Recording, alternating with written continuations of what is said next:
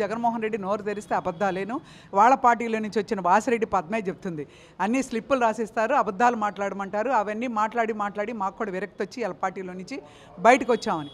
వాళ్ళ పార్టీలో ఉన్నోళ్ళు అందరూ అంతేనండి. ఎవరైతే స్లిప్పులు రాసిస్తారో అబద్ధాలు మాట్లాడతారు. జగన్మోహన్ రెడ్డి అంతకన్నా పచ్చి అబద్ధాలు. ఆయన భార్య స్లిప్పులు రాసేయటంలో చాలా మేధావులు. ఇవాళ అరెస్టులు చేయటము అనేది మనం 41 నోటీస్ ఇచ్చి వాళ్ళకి టైం ఇచ్చి పలానా రోజు మీరు కోర్టుకు వచ్చి హాజరవ్వాలని చెప్పి మనం చెప్తున్నాం. చెప్తుంది తప్ప ఈ ప్రభుత్వం వాళ్ళని అర్ధరాత్రి గోడలు దుక్కి ఏమైనా అరెస్టులు చేస్తున్నారా పోలీసులను పంపించి? లేకపోతే వాళ్ళు హాస్పిటల్లో ఉంటే లాక్కొచ్చి ఏమన్నా అరెస్టులు చేస్తున్నారా?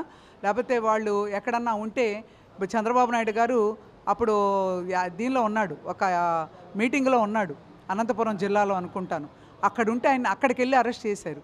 అంటే 41 నోటీసులు ఇవ్వకుండా అడ్డగోలుగా అరెస్టులు చేసి ఇవాళ మీరు అదే మాకు పొలమాలని చూస్తే మాత్రం ప్రజలు నమ్మటం లేదు. ఇవాళ తప్పులు చేసిన వాళ్ళకి ఎవరికైనా పనిష్మెంట్ ఉంటుంది చట్టపరంగా.